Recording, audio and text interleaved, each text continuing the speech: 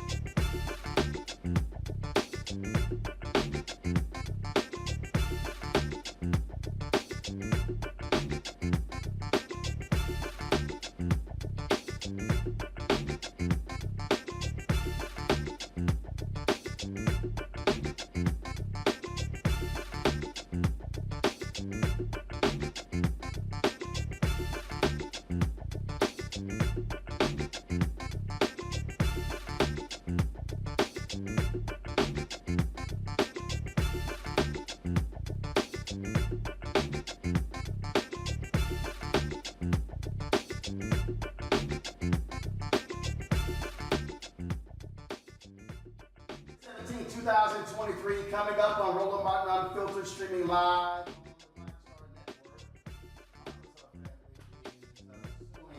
A county jail. Let's see here. All right, we're gonna do this again. All right, folks. We're gonna do this again off the top. Today is January 17th, 2022. Coming up on Roland Martin Unfiltered, streaming live on the Black Star Network. An Arkansas family is suing a county jail after a mentally ill man was arrested, held in solitary confinement, and died of malnutrition and dehydration. We discussed the harrowing details of what happened to the man. He couldn't afford $100 bail. Freshman Congresswoman Jasmine Crockett out of Texas will be here to tell us about her first 2 weeks on the job and what it's like having to be in the minority in Congress like she was in Texas. A San Francisco City Committee studying reparations proposes a one-time payment of $5 million to each eligible African-American inhabitant of the city. Somalia is in the midst of a humanitarian crisis like never before. A member of a Texas nonprofit helping to aid families and children who are dying from starvation will join us.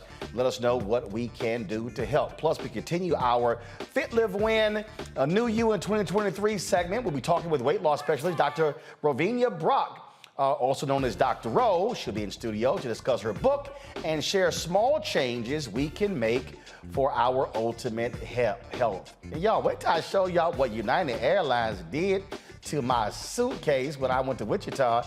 Made a brother wear the same damn clothes he wore flying there. Man, these airlines, they gonna pay up, trust me. It's time to bring the funk on Roland Martin Unfiltered on the Black Star Network. Let's go. He's got it. Whatever the miss, he's on it. Whatever it is, he's got the scoop, the fact, the find. And when it breaks, he's right on time and it's rolling. Best believe he's knowing. Putting it down from sports to news to politics. With entertainment just for kicks, he's rolling. It's on go, roll, y'all.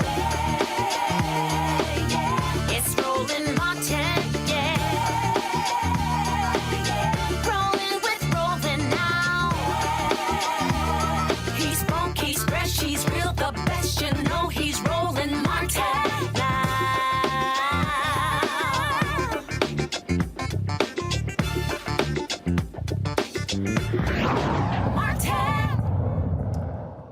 An Arkansas family is suing a county jail after a man was arrested during a mental health crisis. He died of malnutrition and dehydration while in custody. Larry Eugene Price Jr. was arrested in August of 2020 and taken to the Sebastian County Jail. Price suffered from severe mental illness, including schizophrenia. He could not afford the $100 bail and waited a year in prison in solitary confinement. He reportedly ate his own excrement and refused his medication. The photos you are seeing or about to see are quite graphic and may be triggering. At the time of his arrest, he was 6 foot 2 inches tall, weighed 185 pounds. When he died a year later in August of 2021, he weighed just 90 pounds. Eugene Price's brother, Rodney Price, is suing Turnkey Health Clinics, LLC, the healthcare corporation providing medical services to people at the jail, a turnkey psychiatrist and nurse, and several other unnamed defendants. The lawsuit claims the jail staff was not equipped to safely manage a patient like Mr. Price on a long-term basis. It did not have sufficient staffing or training to provide him with safe, effective care. My panel, Dr. Mustafa Santiago Ali, former senior advisor for the Environmental Justice EPA, Randy Bryant, diversity and inclusion strategist, speaker, trainer, and writer, Dr. Jason Nichols, senior lecturer, African American Studies Department, University of Maryland, College Park. Mustafa, I'll start with you. First of all, this is what we talk about when people talk about ending cash bail. If you have those policies in place, that man is not sitting in solitary for a whole year. If that's the case, Sandra Bland is not sitting in jail as well. And so when you have these people who are against that, well, there are people who have no business being in jail. A year in solitary confinement because he couldn't make $100 bail. Yeah, we have a broken system in our country, and one that, of course, focuses on black and brown folks and exploits them in so many different ways.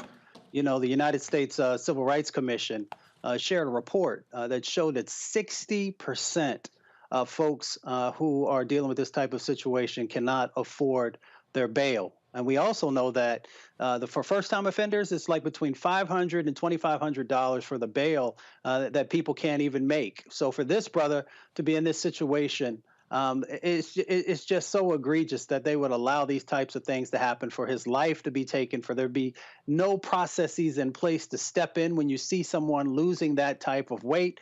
It sounds like they also didn't have the proper mental sort of situations in place, making sure that the right types of therapy and individuals are in place to make sure that he had what he needed. But it all goes back to the fact that folks should not be sitting in jail in these types of situations. Jason. So to me, this is, especially tragic. One of the things that we need to do, particularly with our incarcerated population, is to improve the health care. There's no way you see a man who's 6'2". I'm 6'2", and I weigh about 180 pounds, and I'm a slim guy. If you see a man getting down to that weight, then he needs severe medical treatment. He needs help. And instead, they watched him waste away and lose 100 pounds and die. There's no way you can tell me that the staff saw this man who came in at a particular weight and saw him get down to the point where he can't walk, I'm sure, and said, oh, everything's okay, we're going to continue. And I can tell you, my wife works at an HIV clinic, and they had someone who was incarcerated. They usually don't deal with incarcerated people, but one person came in or was, brought in, and then he brought back to the jail, and they had to call the jail staff and tell them that this man had elevated blood pressure and he needed blood pressure treatment. And they had to argue with the jail staff the entire day trying to get this man life-saving medications for his high blood pressure. So there are some serious changes we need to make, not only to our bail system. We all know about Khalif Browder. We all know about the situations where people are sitting in jail. We know that there are effective alternatives like ankle monitoring and other things you can do if you think that these things are a problem. But the health care, to see a man starve to death, this wasn't a heart attack or something acute. This is something that happened over weeks and weeks and weeks. And to see that and to let it happen, I think is a crime. Those people should be behind bars. And that's the piece there, Randy. It's not just a civil suit. It really should be criminal charges filed as well. Absolutely should be criminal charges. And really the entire system, we need to completely revamp, as my brothers have said today. Bail, Black people are given bail and have a bail sentence more than any other race, of course, just like the criminal system always, takes poor care of us. And also when bail is set, our fees are much higher. The bail amount is much higher for Black people. So this is an issue that we should all consider for our entire race. It, again, is really shameful there. So our goal is to have the family on later this week. So we certainly hope that happens. All right, folks, got to go to a break. Coming up next on Roland Martin Unfiltered, more drama for the Biden administration with more, of course, classified documents found in his residence.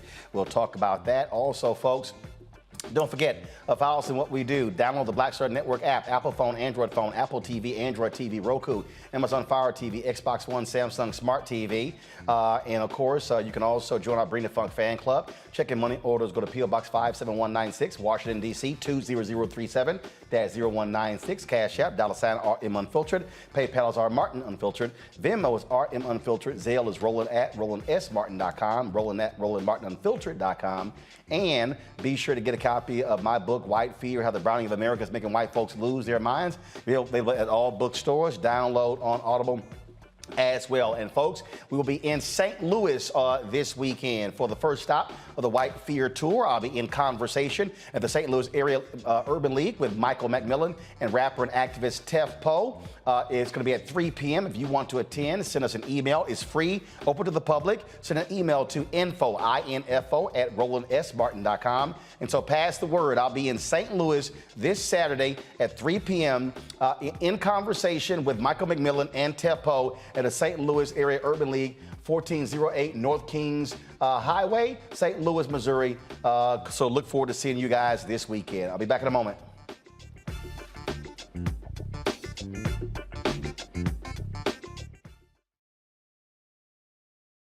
On the next Get Wealthy with me, Deborah Owens, America's Wealth Coach, we're talking about the difficulty of being able to acquire wealth for Black Americans. My guest, Emily Flitter, is the author of The White Wall, How Big Finance is Bankrupting Black America. The bad stuff that you feel when you're dealing with the financial services industry is not your fault. It's not your fault, and you don't deserve to be treated like this. That's right here on Get Wealthy, only on Black Star Network. Next on the Black Table with me, Greg Carr. Our legal roundtable is back in session as we look at yet another potential landmark case being considered by the United States Supreme Court. This one is called 303 Creative versus Alennis, and may be the most important and far-reaching First Amendment, that is freedom of speech, case of our time. It could, depending on how the court rules, open the door for a return of Jim Crow segregation laws. It's true. If you say we can discriminate against one, you're saying we can discriminate against all. That's on the next Black Table. Don't miss it. Right here on the Black Star Network.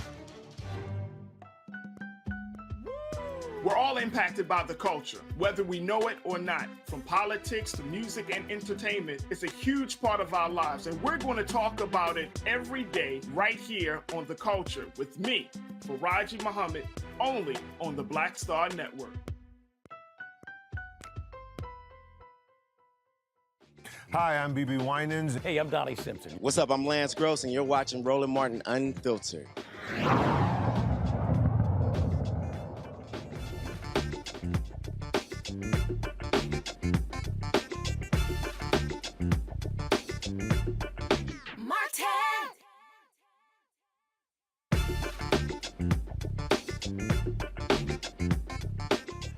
All right, folks, the discovery of additional classified documents at President Joe Biden's home in Wilmington, Delaware, took center stage during today's White House briefing. Press Secretary Karine Jean-Pierre fielded reporters' inquiries, including whether Biden was helping look for documents. Given these documents have shown up in very personal spaces, we all know that the president loves his Delaware home. It's an extremely personal space for him. Is he physically joining in the search of these things, rummaging around, these boxes in the garage and wherever else? I mean, literally. Are you listening to the question that you're asking me? Look, serious matter. I mean, where are these documents? Serious matter. Is he taking part in searching for his own documents? Look, I'm going to be very consistent here. I am going to be very clear here, as I have been for the past couple of days, almost a week now, dealing with this. We are going to, any specific questions that you have about this issue, I would refer you to my colleagues at the White House counsel's office who spent almost an hour taking these questions from all of you, many of your colleagues. I'm going to let you ask that question to the White House counsel's office, and anything else specific to this, I refer you to Department of Justice, I refer you to special counsel. Now, Jean-Pierre said the search of Biden's home in Wilmington was complete. The latest discovery is the third time the White House has disclosed finding classified documents tied to Biden within 1 week. Biden's attorneys said they discovered 6 additional pages of classified materials. The documents were found Wednesday, and the initial batch of about 10 classified documents was found on November 2nd at the president's former office at the Penn Biden Center in Washington, D.C. Jason, I want to start with you here because when we talk about these documents here, obviously Republicans, they have seized on it and they are going crazy about it. But there is a great contrast between these Biden documents and what Trump did. There certainly is. And I think even though, some people have criticized President Biden for not being forthcoming in the discovery, one of the things that we know that he's doing is compliant, which, of course, we know Donald Trump lied about it, had his lawyers lie about it. So it's a very different situation. It's still embarrassing. I still think that this looks bad for the president. It's the kind of news he doesn't need when he has so many good things to talk about. Record unemployment, the lowest unemployment in 53 years, and creating 11 million jobs. Inflation is falling. All of these good economic numbers that everyone was trying to batter him with. He's in a good position right now, but instead, now we're focusing on these classified documents. And even though there's a big, enormous gap between what Trump did, where he was saying, these are my documents, and, what Biden did, where Biden is complying, it still gives the right all these talking points to say, hey, he did it too, you know, and they're going to have all these investigations. We know they're in charge of the House, so they're going to investigate this and not investigate Trump. And it really makes for a bad situation. I hope they get to the bottom of it. I hope as soon as they get to the bottom of it, they bring it out to the press so that everything is transparent. I think the DOJ has handled this in the right way by having the special counsel who, by the way, voted against Joe Biden in 2008. Joe Biden and Barack Obama, he supported John McCain and gave him money. So you can't say that this is, you know, some sort of home team event going on by the DOJ. They got the special counsel. The special counsel is non-political, and if he is, he's to the right. So I think this is a good thing. I don't think anything bad is going to come out of this, but it does give the right a talking point and a false equivalency to put out there, and that's a problem.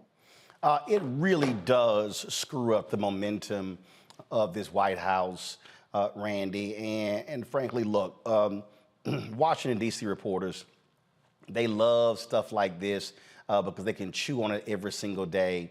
And then the problem is you create a new news story every day. Found one day, news story. Found a second day, news story. Found a third place, news story. And so to me, this is one of those where really the whole deal is search everything. And then, frankly, don't do a second and third or fourth.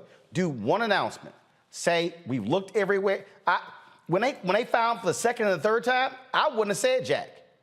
I would have done a complete sweep, say, we've now looked everywhere, we've exhausted the entire search, this is what we found, because you're creating, it's another news cycle every time you discover some documents. Absolutely. And especially because they're going to try to equate this with Donald Trump and his documents. And so I hope that Biden and his team are very aggressive in showing the differences in those two cases. One, I mean, really, it shows how Biden's team is transparent because it was Biden's attorneys who discovered the documents, whereas with Trump, they were demanded back, you know, by outsiders. So that's one thing. Secondly, at this point, there have been 20 or so documents found that Biden had, whereas Trump, there are over 300. Some of them marked top secret. And also, as we're seeing how Biden is complying and showing that he's participating and ensuring that he has, you know, that he corrects this wrong. Whereas Trump, of course, as we know, there is a whole obstruction of justice situation. So I hope that they highlight that and keep reminding people that this is not the same thing whenever somebody brings it up.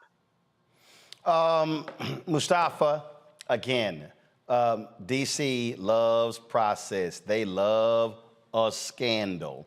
And Republicans are going to leech onto this. You know, the House is going to do all they can.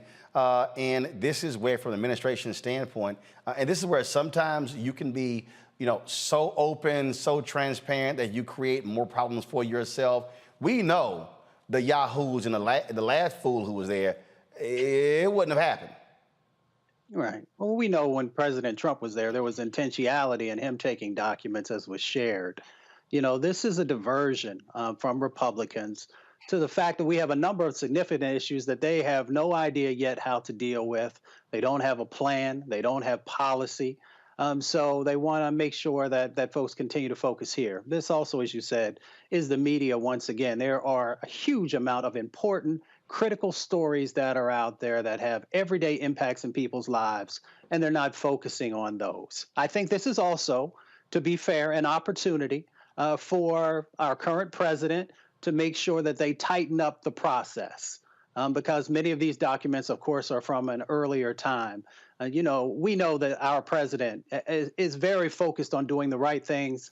They have reacted in a proper way and saying, you know, we're going to take a look, we'll find what's out there, and we'll make sure that it gets back to the right individuals and follow the Presidential Records Act moving forward. So there are going to be staffers who are going to make sure that they understand what the requirements are. And I think that just strengthens the process, not only for this president, but as we move forward with whomever might be president in the future. And again, you got all the back and forth that's going to happen, in these press briefings, and you're going to have folks all trying to get on television.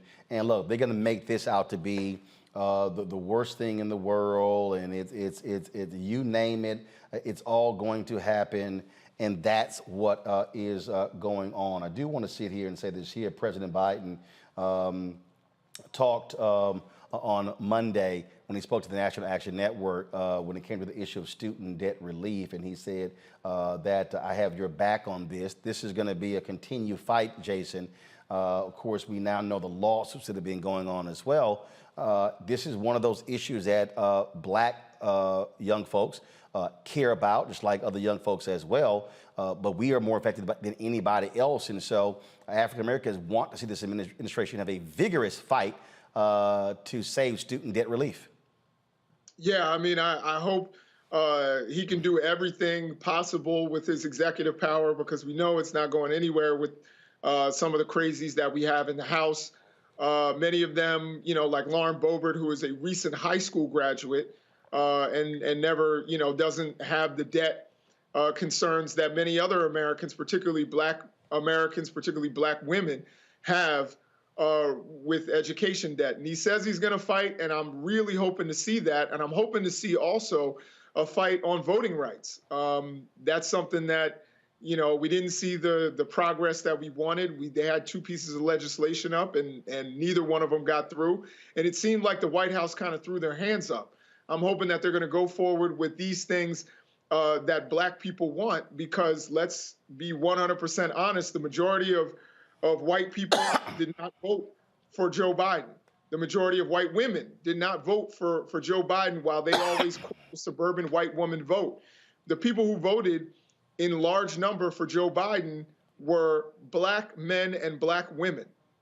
They are the base. So just like Trump fed the base, I hope that Joe Biden really fights for this student debt relief, which will, of course, help to increase wealth for many black people and allow for black men and women to start families, which is an incredibly important thing. Indeed. And also today at the White House, the Golden State Warriors, they dropped by the White House, and they, of course, were there after winning. They chose not to go to the White House when that other fool was there. And so President Joe Biden, as well as Vice President Kamala Harris, both greeted them. They were invited to the White House by both of them. Steph Curry, he spoke. And while he was there, he also addressed the issue of the White House's involvement with Brittany Griner. And so it was great to actually see that happen. And so here is what Steph said. It's something that we don't ever take for granted. 7 years ago, I believe, we were here last celebrating our first championship, and now back to celebrate our 4th. So to have this opportunity to reflect on the accomplishment last year, to bring everybody together to celebrate that, to also acknowledge the place sports has and bringing people together from all walks of life, all backgrounds, to provide inspiration, hope, love, togetherness, and that's what our journey was last year. So to have another opportunity to celebrate that means a lot, and a great opportunity for us from the basketball community to thank President Biden and his staff for all their hard work and diligence on getting Brittany Griner home. Was a big part of our basketball family, and it means a lot to know that she's here and home safe with her family, and all the work that went on behind the scenes to make that a reality. So I just want to say thank you there, and very excited to be here and celebrate the day, celebrate with our families, and appreciate the invitation. This is truly, truly special, so thank you to everybody. Thank you, guys. Thank you so much. And of course, there were many folks, Randy, who really pressed upon this administration to bring Brittany Griner home. And they had to. She is a black woman who is gay, and I don't believe that under any other administration that she would have been brought home, to be very honest with you. And I don't even know if people had not pushed I mean, I really love the activism that was behind supporting this sister and getting her home, because people would not let it go.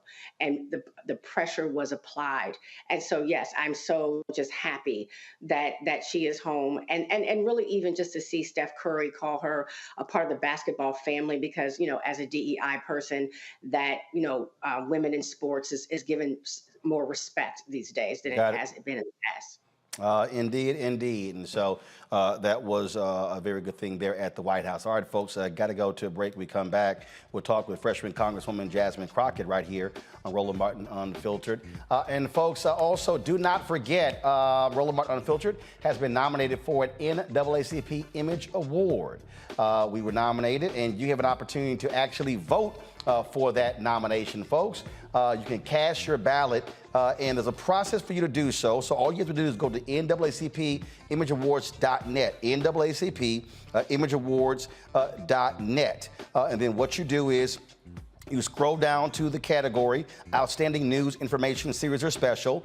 You then look for Roland Martin Unfiltered, Black Votes Matter Election Night Coverage. You then click on Vote. And then you scroll down scroll back to the categories. You click on Submit Votes. And then what you also do is you register your vote with the email of your choice. Only one vote is allowed per email address. Then you have to confirm that you're not a robot. And then you click Vote. You can choose to skip or vote in all the categories. Voting ends February 10th at 9 p.m. Eastern. And so please do so. Also, folks, we've also got some good news, and that is Roland Martin Unfiltered and the Black Star Network. We're actually now on Amazon News. That's right, on Amazon News. You can now check us out on Amazon News. And so they're part of the Amazon's Fire TV network. You need a Fire Stick, which is Amazon's version of Roku or Apple TV. You can get those from Amazon.com. When you log on, go to Amazon News and search for Black Star Network. You'll see us there along with MSNBC, CNN, and all the major news networks. Simply click on our icon. While you're there, you can make it one of your favorites, which means it'll pop up front and center on the screen whenever you log in. If you have an Alexa, it's even simpler. Just say Black Star Network, and it'll take you right to our live feed along with our videos on demand. You can also access an audio-only version of Black Star Network through Alexa if you can't make it to a screen. With your help, we're building the most powerful independent Black voice in the world, Black Star Network, now on Amazon News. We'll be right back.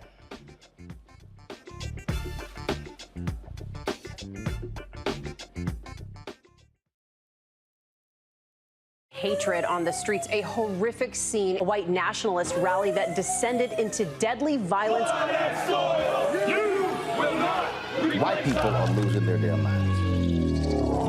As an angry pro-Trump mob storms the U.S. Capitol, we've seen shots. We're about to see the rise of what I call white minority resistance.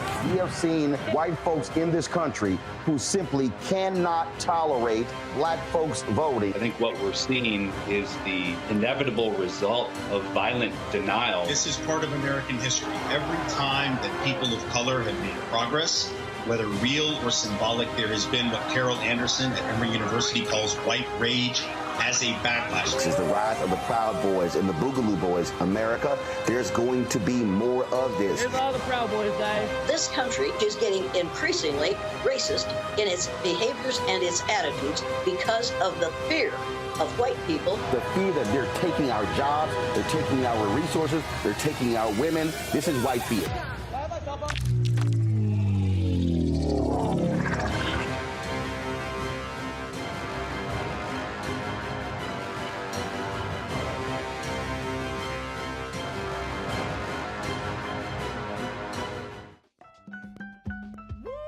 We're all impacted by the culture, whether we know it or not. From politics to music and entertainment, it's a huge part of our lives, and we're going to talk about it every day right here on The Culture with me, Faraji Muhammad, only on the Black Star Network.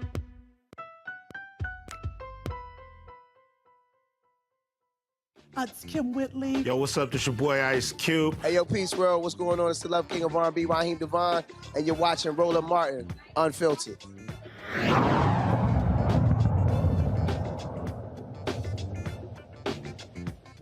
All right, Congress is back in session. Republicans now control the House. For Congresswoman Jasmine Crockett, that is not unfamiliar. She has spent her time the last several years in the Texas legislature. Republicans have been in control there as well. She joins us right now on Roland Martin Unfiltered. It took forever for you and the other newbies to actually get sworn in because Republicans couldn't make up their mind about Kevin McCarthy to be their Speaker of the House. And we've already seen really what their focus is when you look at the rules change, how they want to roll back the funding for 87,000 IRS agents. They want to protect the rich in this country as well. So what do you make of what you see from your colleagues on the other side of the aisle thus far? First of all, it's good to see you. But I mean, Roland, you and I both knew what it was going to be. I mean, we could have been hopeful, right? But this is a party that has increasingly decided that it was going to show us who they are. And they were going to do it and not be ashamed about it. You know, you just talked about a number of racist attacks and the extremism. You have been talking about this for quite some time. Right now, as far as I'm concerned, we've got white supremacy leading the party that has a R in front of it. I don't know where the real Republicans are, but I'm like the song right now. Will the real Republicans please stand up? Please stand up, because what we're dealing with now is not what the American people sent us to D.C. to do. Well, the fact of the matter is the real Republicans are standing up, and you see what happens. You got that nutcase out of Georgia, Marjorie Taylor Greene. They've appointed her to the Homeland Security Committee. Talk about one of the folks who was involved in the January 6th domestic attack on the United States. They also appointed election deniers as well. And so they're perfectly comfortable with these folks who were participants in the attempted insurrection against the United States. Yeah, I mean, you talk about Marjorie Taylor Greene, but, you know, in my class, we've got George Santos. And Santos specifically asked for financial services. The one thing that he definitely should be nowhere near is financial services. And that's exactly the committee that he wants to go to. Now, allegedly, McCarthy told him that he will not get a seat on that committee. We will see what happens. But, you know, we do have this situation where it's the tail that is wagging the dog, right?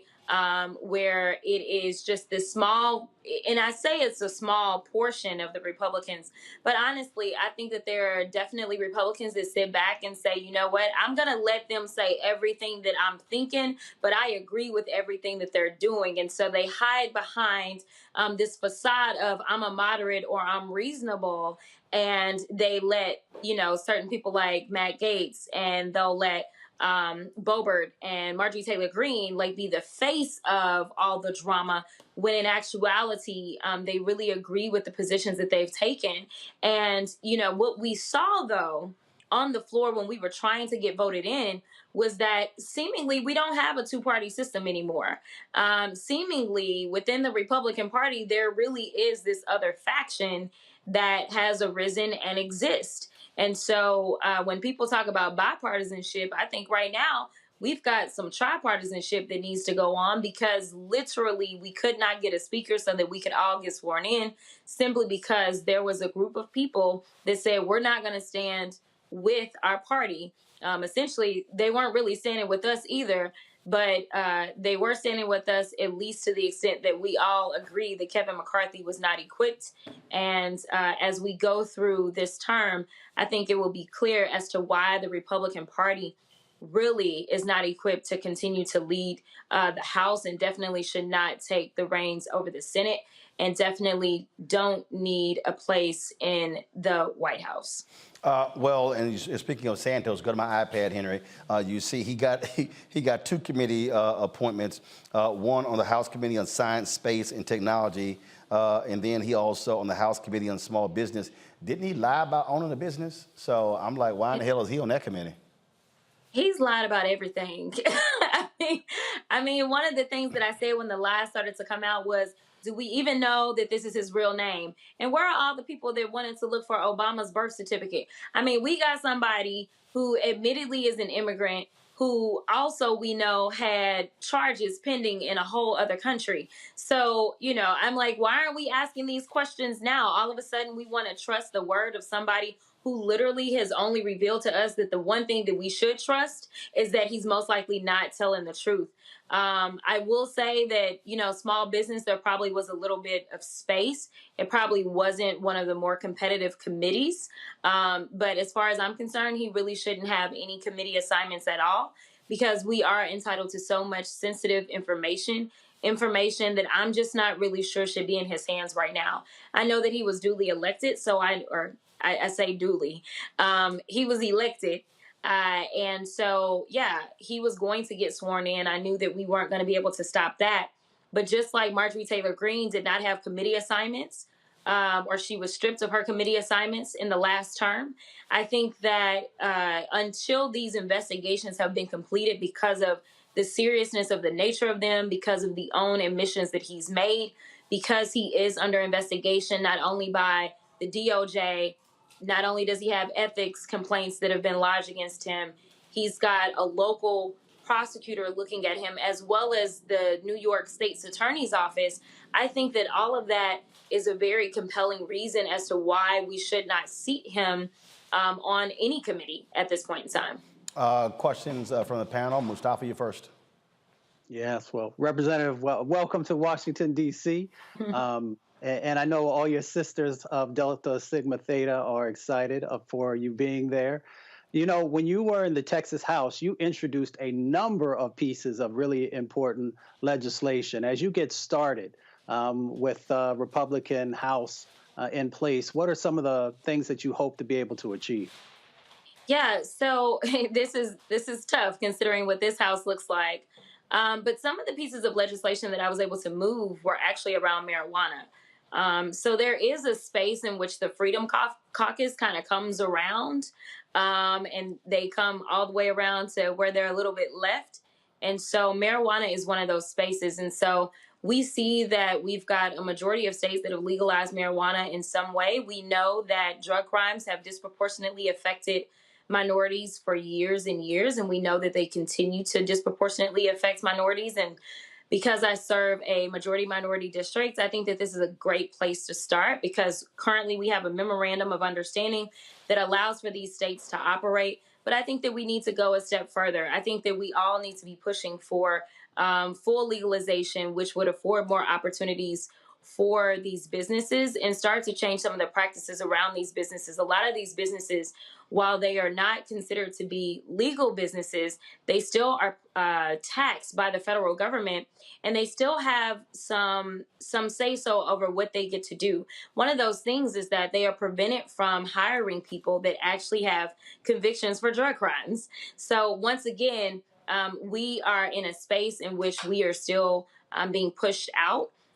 They made money off of our bodies, and now they're making money another way, right? So it's like, well, if we can't have the bodies anymore, then we'll make the money this way, yet still they're boxing us out. So I think marijuana legislation is something that I may be able to forge ahead on, especially because I think that we can get bipartisan support around the idea that businesses need an opportunity to be able to put their money into banks and things like that. I also think that it's important that we lay down a marker, if nothing else, as relates to interstate commerce and abortion access. I know that a lot of these crazy state houses, including mine, now that they have passed some of the most extreme abortion bans in the country, they want to go a step further and tell a woman that she is not allowed to cross state lines.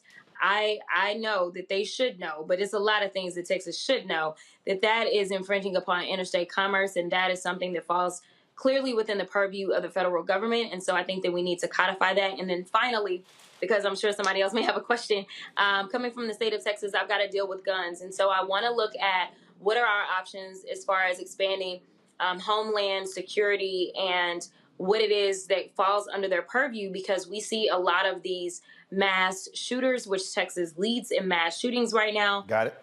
They have been online, and they have basically said that they were going to do these things. And I would like for Homeland Security to be able to go in and investigate. All right, Congresswoman Jasmine Crockett, we appreciate it. Thanks a bunch. And we'll see what happens with the craziness in the House with Republicans now controlling it. Thanks.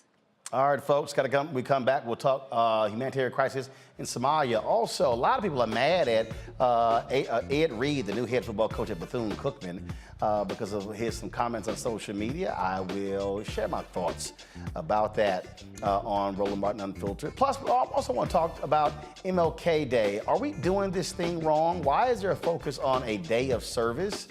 Shouldn't we be protesting? We'll talk about that on Roland Martin Unfiltered on the Black Star Network.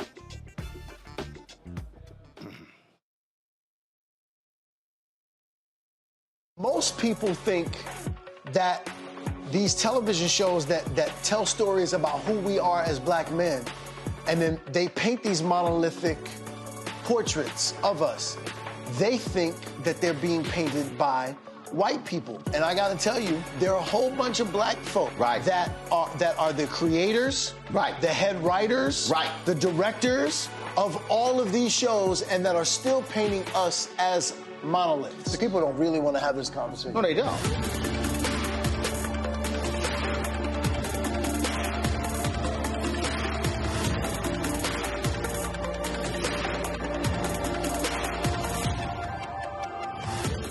On the next A Balanced Life with me, Dr. Jackie. People can't live with them, can't live without them. Our relationships often have more ups and downs than a boardwalk roller coaster, but it doesn't have to be that way. Trust your gut. Whenever your gut is like, this isn't healthy, this isn't right, I don't like the way that I'm being treated. This goes for males and females. Trust your gut, and then whenever that gut feeling comes, have a conversation. Knowing how to grow or when to go. A step-by-step guide on the next A Balanced Life on Black Star Network.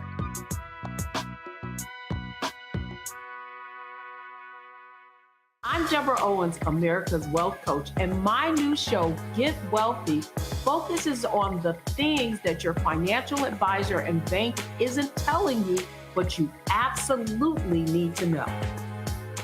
So watch Get Wealthy on the Black Star Network.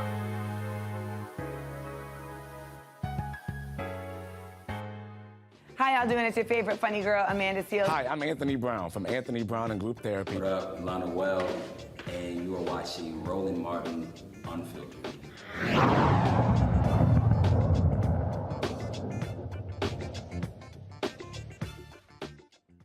All right, folks. Hall of Famer Ed Reed is the latest professional athlete hired by an HBCU to be their head football coach. He was hired by Bethune-Cookman University. He has not signed his contract yet, so he's technically not the head coach yet. But he's already started, and he caused an uproar on social media the other day on Sunday when he did a live stream and he posted this particular video here. I want to show it for you. Again, a lot of people were mad, upset. Folks have been trashing him, saying he's wrong.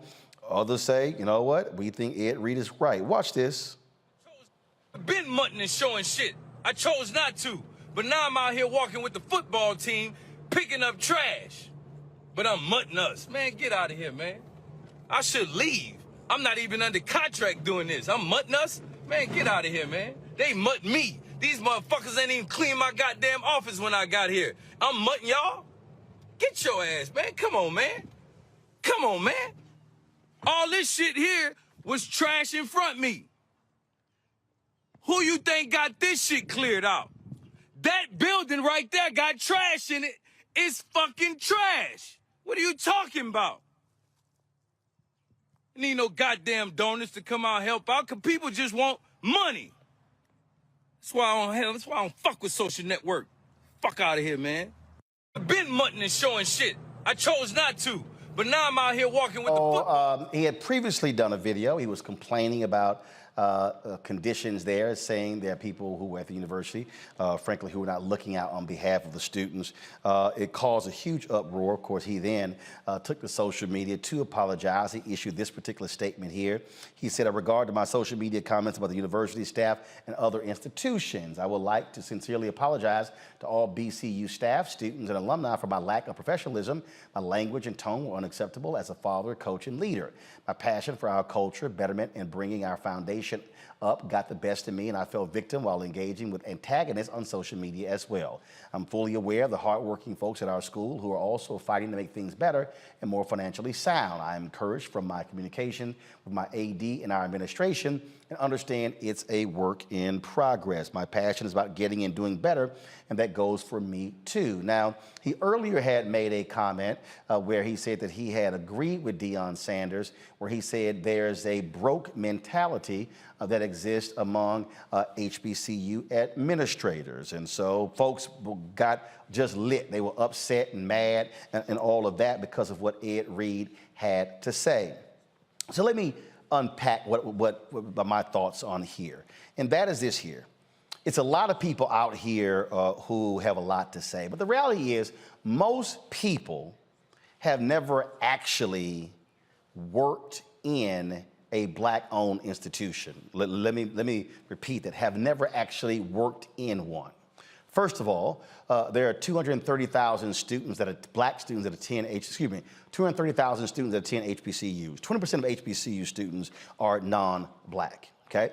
There are 1.5 to 1.6 million Black students that attend PWIs.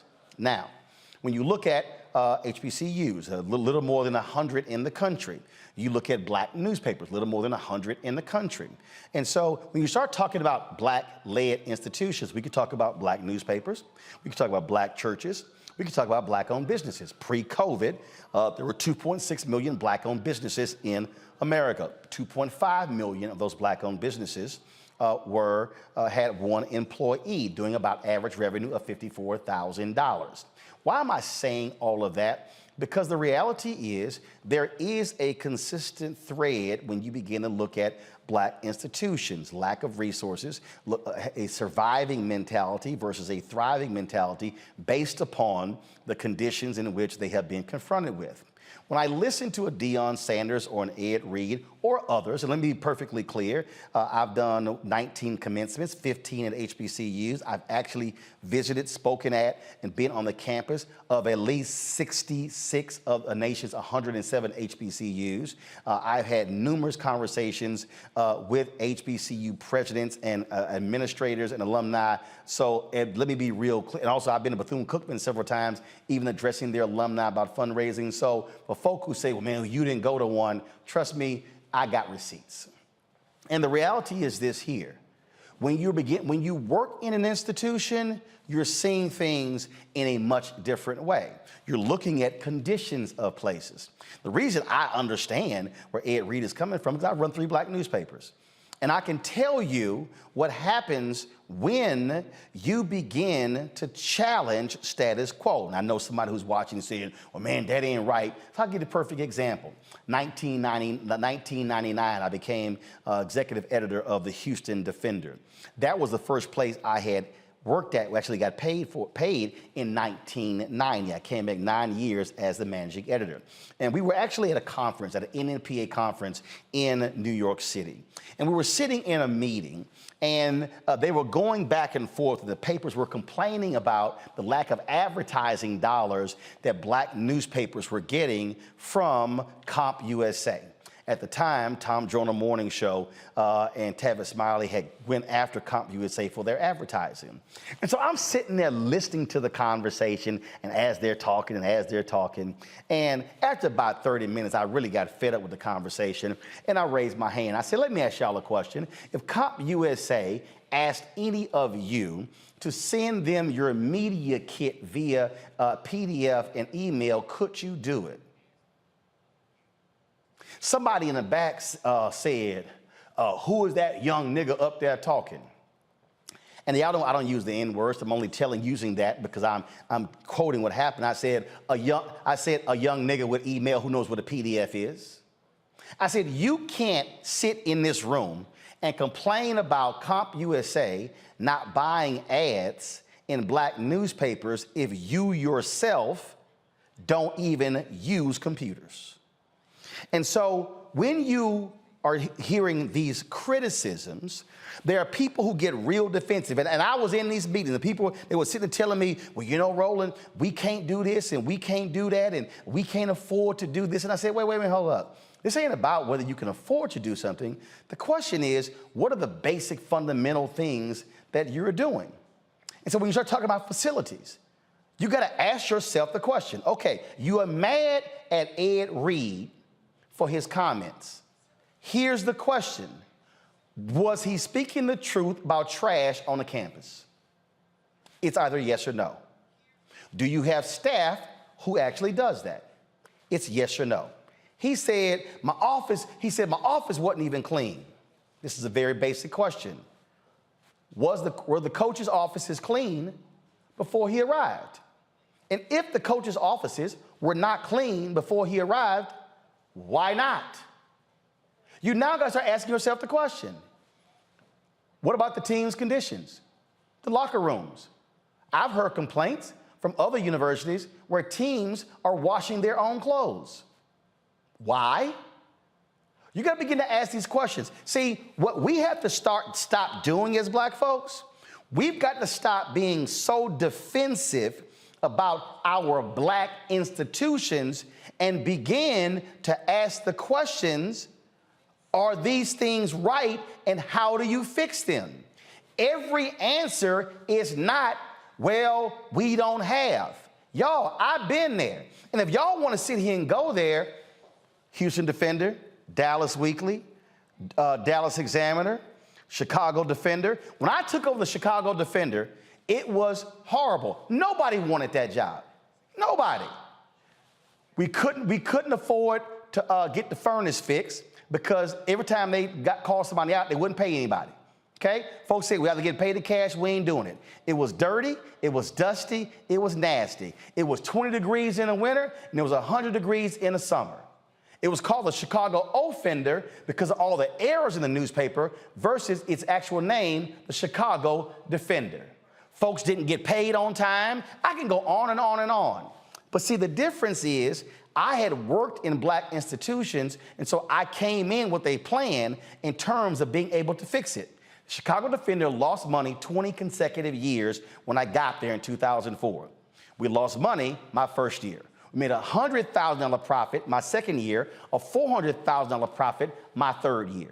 Why am I saying that? It's because at some point, we as black people have got to stop being so defensive when it comes to our churches, our schools, and our businesses, and begin to ask the question, are we doing things the wrong way as opposed to the right way? Congressman John Lewis, the late Congressman John Lewis, when he got the NAACP Spingarn Arm Medal in Houston, he said this about his mother. He said, my mother used to sweep the dirt of our front yard. He said, we were so poor we didn't have grass in our front yard. He said, but she would sweep the dirt when the company was coming over because she wanted the dirt front yard to be neat.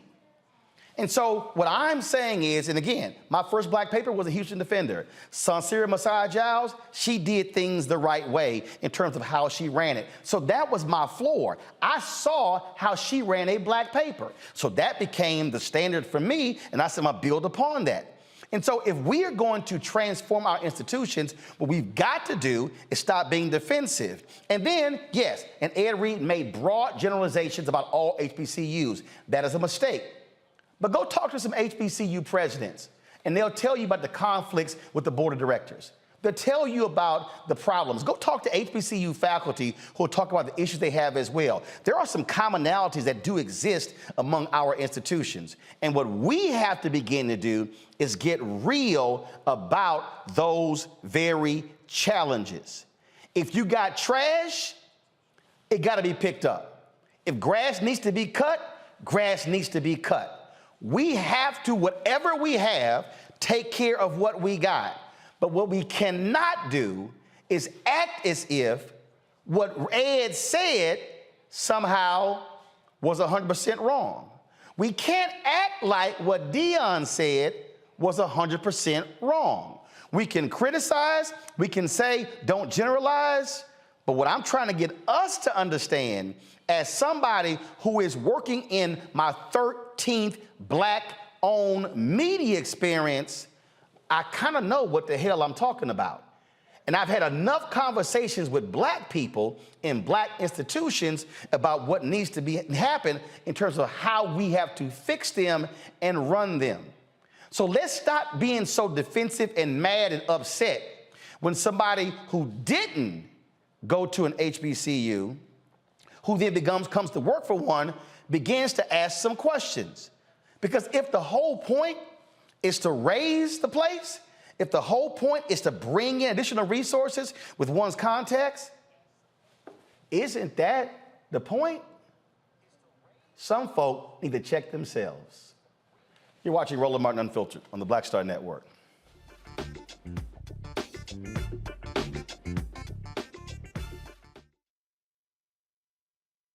On the next, A Balanced Life with me, Dr. Jackie. People can't live with them, can't live without them. Our relationships often have more ups and downs than a boardwalk roller coaster, but it doesn't have to be that way. Trust your gut. Whenever your gut is like, this isn't healthy, this isn't right, I don't like the way that I'm being treated. This goes for males and females. Trust your gut, and then whenever that gut feeling comes, have a conversation. Knowing how to grow or when to go, a step-by-step guide on the next A Balanced Life on Black Star Network. Black Star Network is here. Oh, no punch! I'm real revolutionary right now. Thank you for being the voice of Black America. All momentum we have now, we have to keep this going. The video looks phenomenal. See, there's a difference between Black Star Network and black-owned media and something like CNN. You can't be black-owned media and be scared. It's time to be smart. Bring your eyeballs home. You dig? Pull up a chair, take your seat. The Black Tape with me, Dr. Greg Carr, here on the Black Star Network. Every week, we'll take a deeper dive into the world we're living in. Join the conversation only on the Black Star Network. We're all impacted by the culture, whether we know it or not. From politics to music and entertainment, it's a huge part of our lives, and we're going to talk about it every day right here on The Culture with me, Faraji Muhammad, only on the Black Star Network.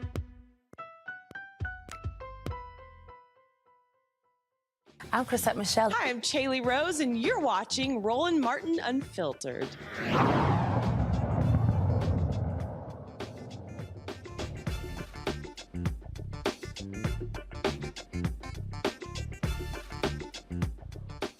So I'm seeing a lot of the comments in our chat, and people like, man, he shouldn't have been cussing, okay? So which is it? You mad he cussed, or you mad what he had to say?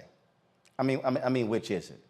And again, I've read all the comments. I've seen all the people had to say. And really what I think this is, Mustafa, Randy, and Jason, what I really think this is that a lot of times we as African Americans, we can't be airing our dirty laundry as if the laundry ain't already aired. And the thing is, it's about how do we change? And the reason I get it, I heard so many people, man, these people talk about black newspapers, but they ain't never worked at one. Okay, what about those who have? Then what about what do we have to say? And what we're talking about here, Randy, is that we're not talking about how do we achieve black excellence. No, how do we achieve excellence, period? Again, my framework for a black newspaper was formed by a black newspaper. How Sonny Masai Giles ran the Chicago Defender in terms of how she paid, in terms of being paid on time, in terms of how our offices looked, all those different things. She said, I'm running a first-class operation. I can tell you point blank, Randy, that ain't been the case at some other black media places I've run in terms of how they've done business. I just think that we sometimes are so sensitive to criticism that we get mad about tone and ignore substance. You're right. If we're honest, you're absolutely right. We are sensitive because we don't have a lot. I mean, we don't have a lot because of, the situation in this country. And so what we do have, like our Black institutions, like our HBCUs, we hold very dear. I'm a graduate of Tuskegee University, grew up on Hampton University's campus where my mother, grandmother, and everybody went, and my mother was also a professor. And so I do have this protective nature about HBCUs, and it hurts. I take it personally when people say negative things. Since you mentioned Tuskegee, here's a perfect example. Tuskegee had a president, and the board did not tell, the board was supposed to notify the president within 90 days of his contract whether it was going to get renewed, and they didn't. So he's like, I don't know what's going on, and so he got a job interview, and he went and did it. He comes back, they fire him by saying, how dare you go on the job interview? He's like, hey, I got a family. Y'all were supposed to notify me based upon my contract. And here's my whole deal. If you Tuskegee or any other HBCU, you should be worried if your president is not being pursued by somebody else, because that means don't nobody else want him.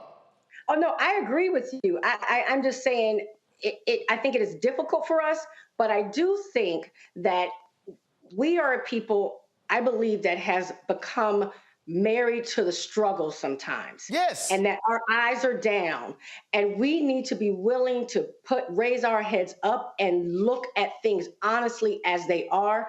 One, to first own that we can do better. Yes. We deserve better. We have the resources to do better. And to do that, that means you have to look at where you are honestly and critically.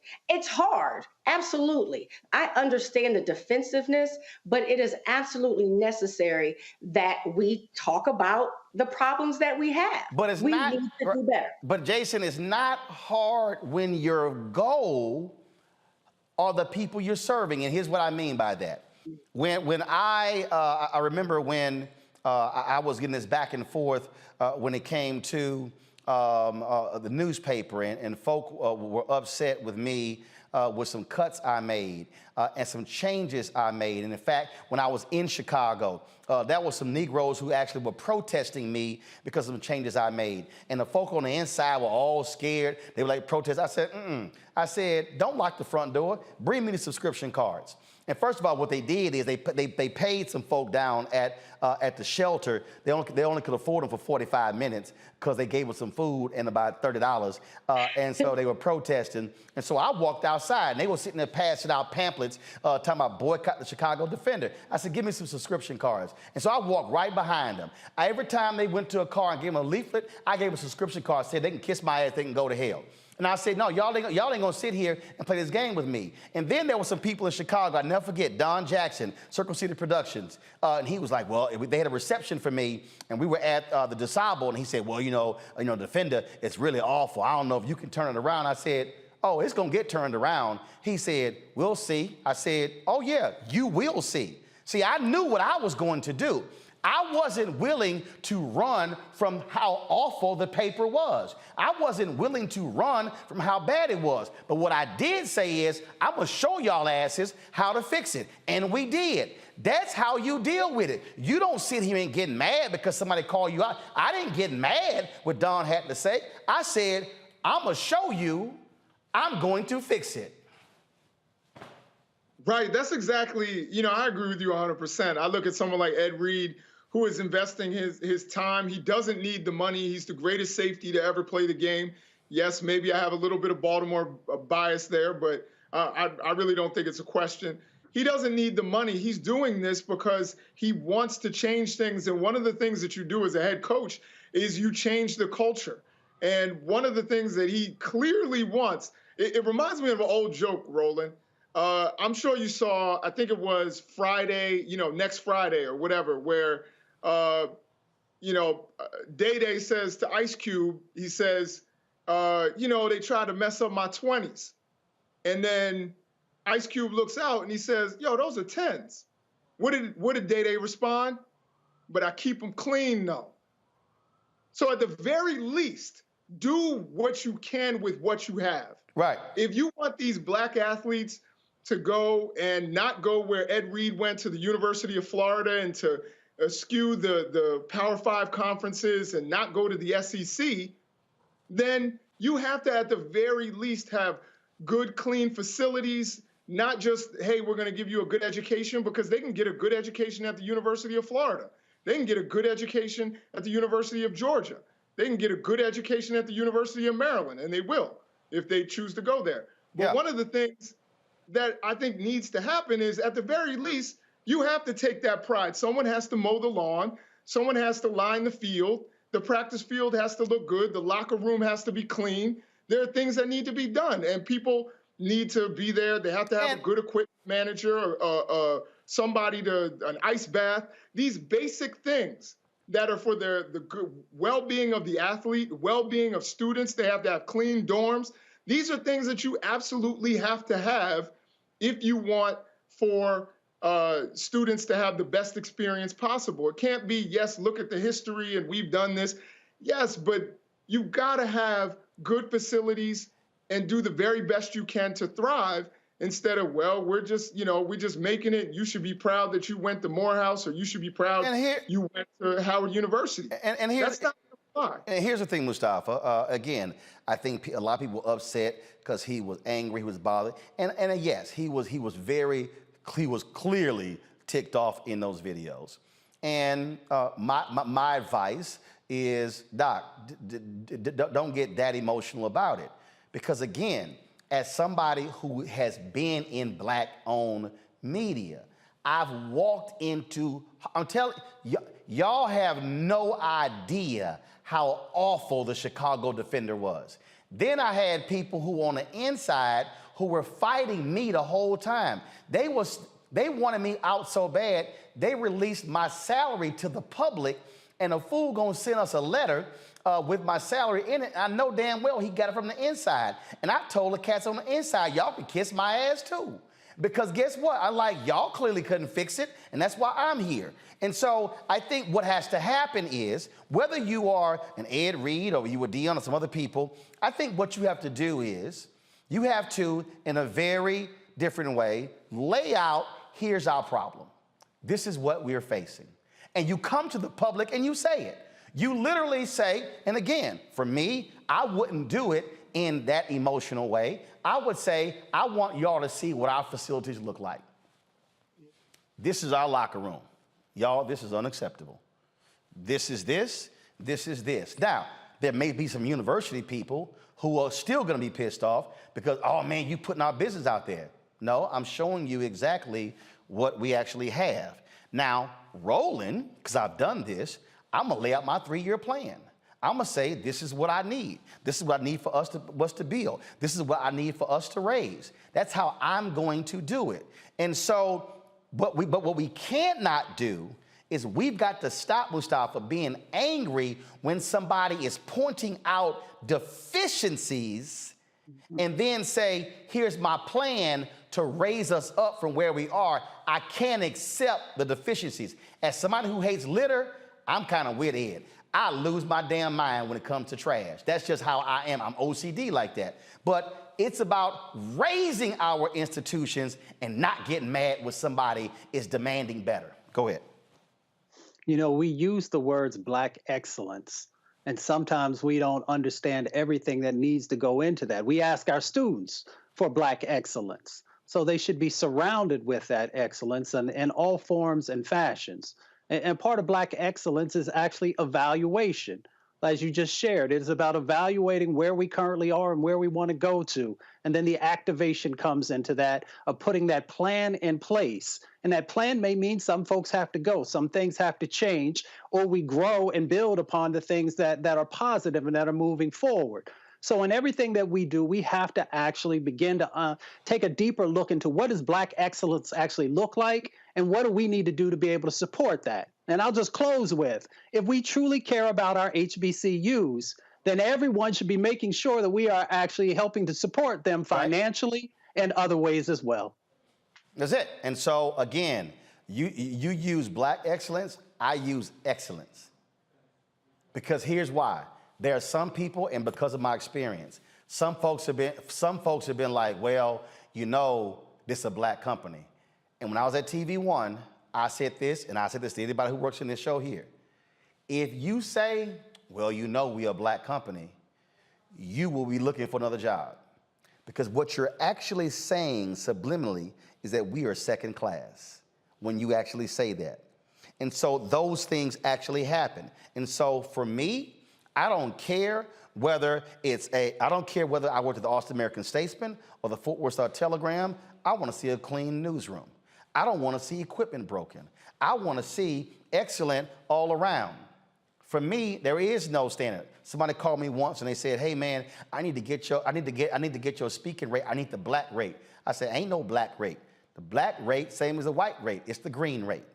And again, we have to demand more from our institution. When I say more, meaning if you're going to demand it from them, demand it from us. You're watching Roland Martin Unfiltered on the Black Star Network.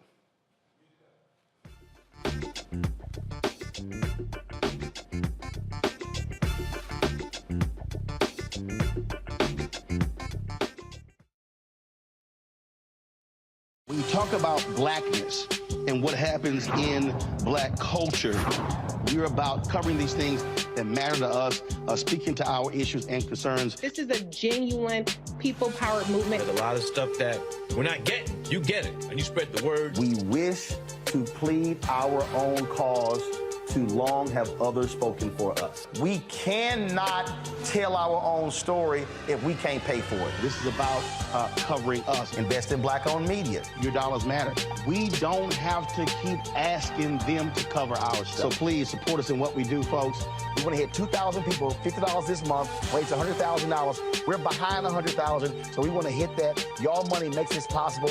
Check some money orders. Go to P.O. Box 57196, Washington, D.C. 20037-0196. The Cash App is $RM Unfiltered. PayPal is R Martin Unfiltered. Venmo is RM Unfiltered. Zelle is roland@rolandsmartin.com. Next on the Black Table with me, Greg Carr. Our legal roundtable is back in session as we look at yet another potential landmark case being considered by the United States Supreme Court. This one is called 303 Creative versus Alennis, and may be the most important and far-reaching First Amendment, that is freedom of speech, case of our time. It could, depending on how the court rules, open the door for a return of Jim Crow segregation laws. It's true. If you say we can discriminate against one, you're saying we can discriminate against all. That's on the next Black Table. Don't miss it. Right here on the Black Star Network. I'm Bill Duke. This is Diala Riddle, and you're watching Roland Martin Unfiltered. Stay woke.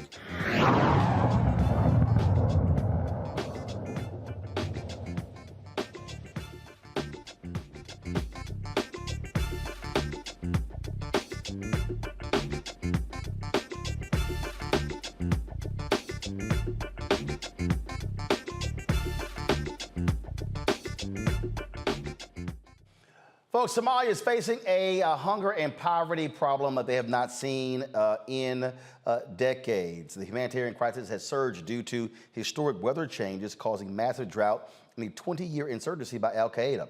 The United Nations Children's Fund says more than 500,000 children could die by the middle of this year unless urgent action is taken. Currently, most children admitted to Somalia's hospitals don't make it because families don't have the means to make it to medical facilities in time for life-saving medical care. To discuss this issue is Abdi I, a board member from the Mood Foundation, a Texas-based nonprofit that's helped communities in the Horn of Africa for over 22 years. Glad to have you on the show, Abdi. Here's the thing, when I think back to We Are the World, that was an idea that originated with Harry Belafonte. Somalia was one of the places, Ethiopia was one of the places where Harry and others went. They were talking about the crisis when it came to children, Somalia, Ethiopia, many of these different places.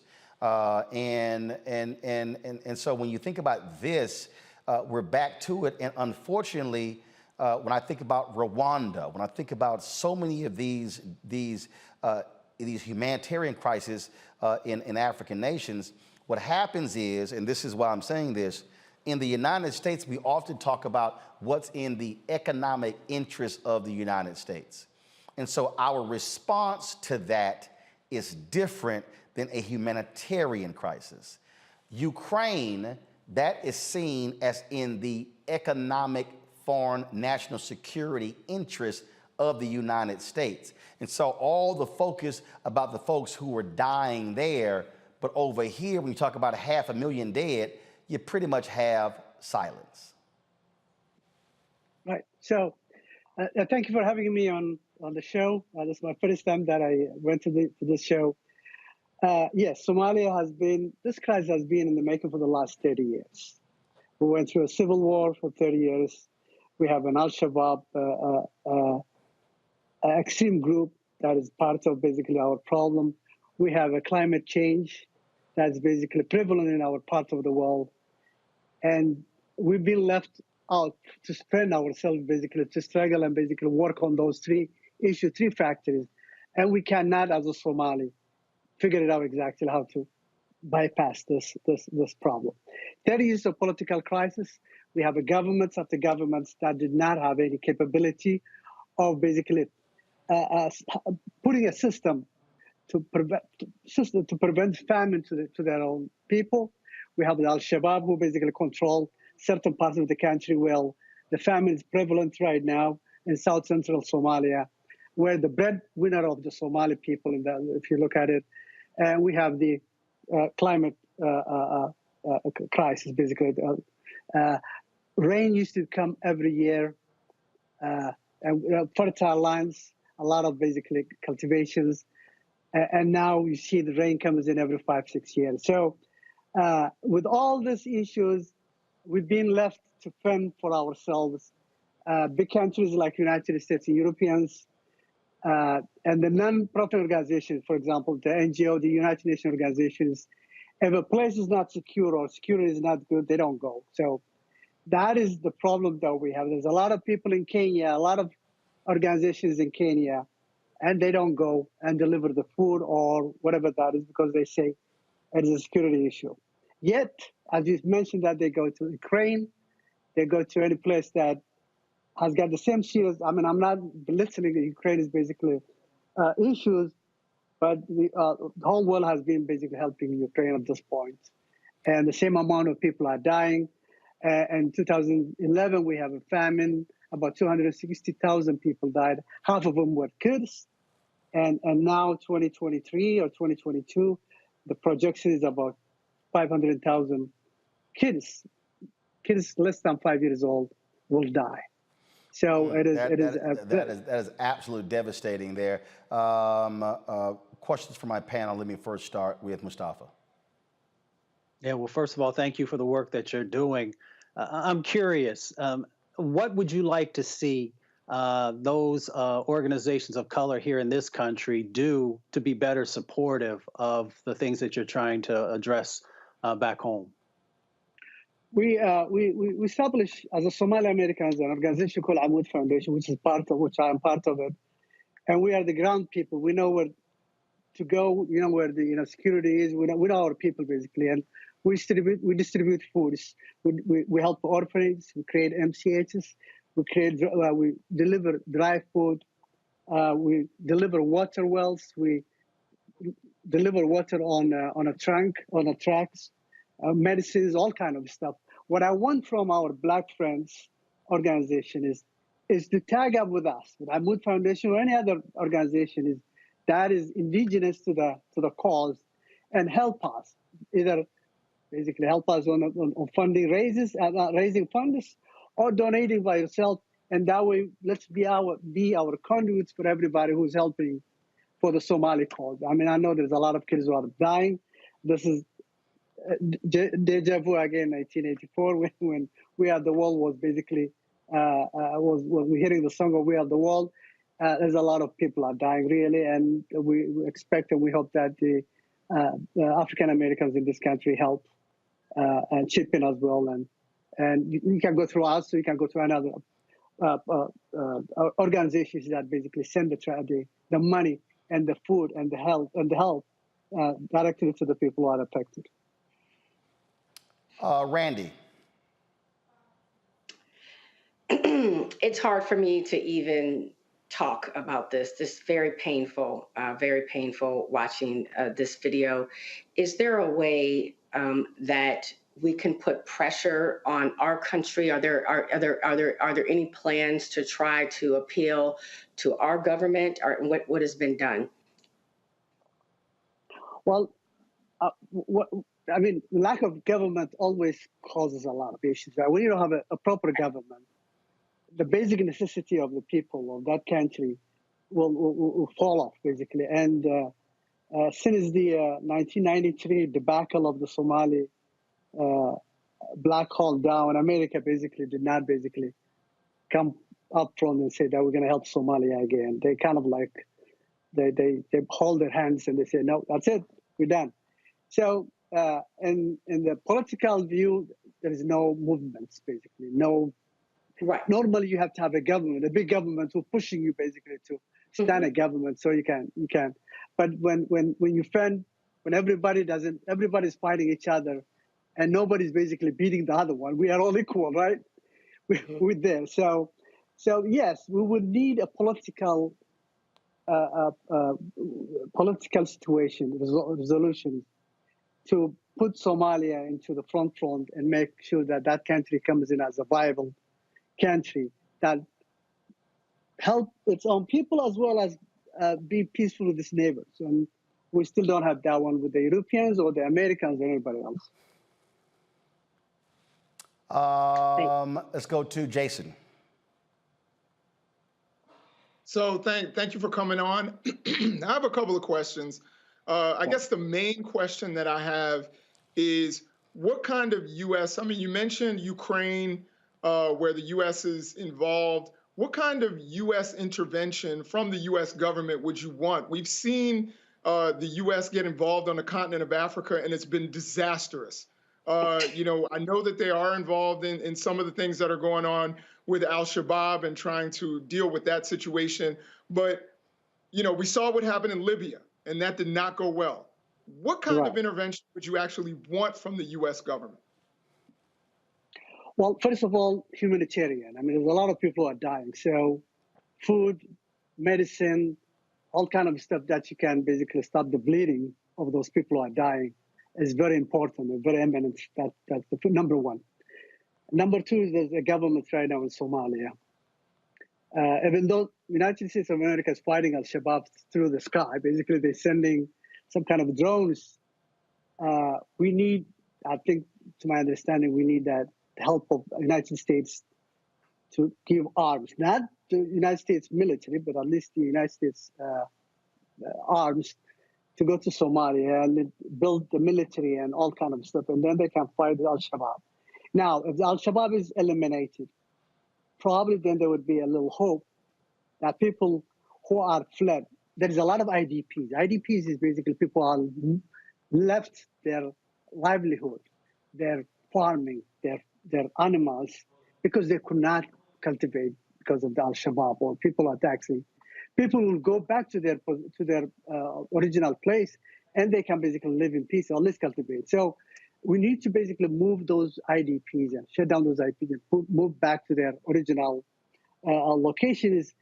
And the first step that we're going to do is to defeat al-Shabaab. And al-Shabaab is one of the thorns in Somalia at this point. The rest will basically resolve after in a years. But right now, that's our problem. We are fragmented. We don't know exactly where we're going. Nobody listens to nobody. And we need a force, an external force to push it, the Somalis basically into a statehood. How can folks help your organization? If they want to send support, where do they go? If they want to support, we have amudfoundation.org. Amudfoundation.org is our website. There's a lot of products that we deliver to the people. There's a lot of people donate through the Amud Foundation. If you want to donate to orphanage, MCH, dry food, water well, medicines, schools, all those things. If you look at those are the IDP people that we deliver a dry food every day for the last 3 months right now. And our president is in Somalia at this time, assessing exactly what the problem is. So that's where you're going to go to amudfoundation.com. All right. Or .org. We will certainly spread the word. Thanks so much. I appreciate it. Thanks a lot. Well, thank you. All right, folks, got to go to a break. If you're watching on YouTube, hit that like button. If you're watching on Facebook, hit the share button. The same thing with the Black Star Network. Let folks know that we are live and what we're talking about. Also, support us in what we do. Download the Black Star Network app, Apple phone, Android phone, Apple TV, Android TV, Roku, Amazon Fire TV, Xbox One, Samsung Smart TV. Also, join our Bring the Funk fan club. Send your check and money orders to P.O. Box 57196, Washington, D.C., 20037-0196. You can also, of course, go to PayPal, R. Martin Unfiltered, Cash App, RM, $RM Unfiltered, Venmo is RM Unfiltered, Zelle, Roland@RolandSMartin.com, Roland@RolandMartinUnfiltered.com. Buy my book, White Fear, How the Browning of America is Making White Folks Lose Their Minds. Of course, I'm going to be in St. Louis this weekend with the book. I'll be joined with TEF poet Michael McMillan with the St. Louis Area Urban League at 3 p.m. on Saturday. It is open to the public, free and open to the public. Y'all come on out. And then on Sunday, I'll be the special guest at Northside Baptist Church in St. Louis as well. So our St. Louis takeover takes place on Saturday. Can't wait to see y'all there. I'll be back in a moment.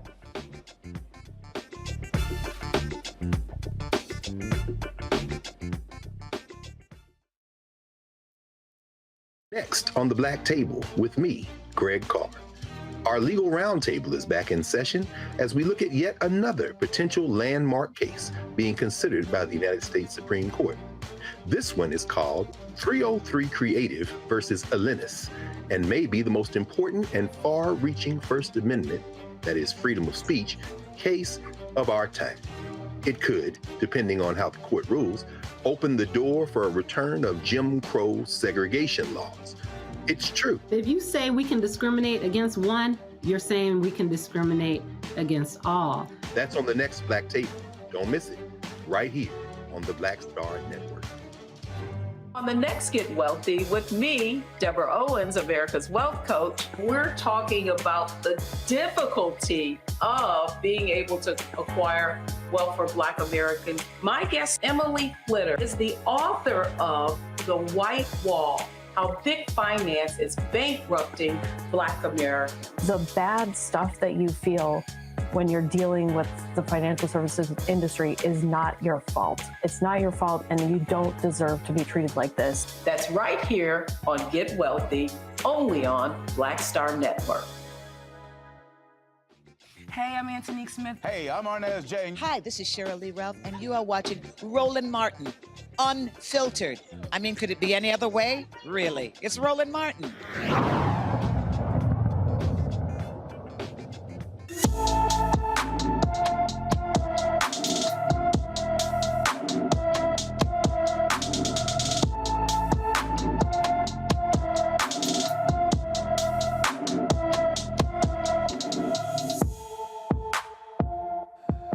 Alexis Dash was last seen in Tampa, Florida on December 18th. The 14-year-old is 5 feet 1 inches tall, weighs 115 pounds, with black hair and brown eyes.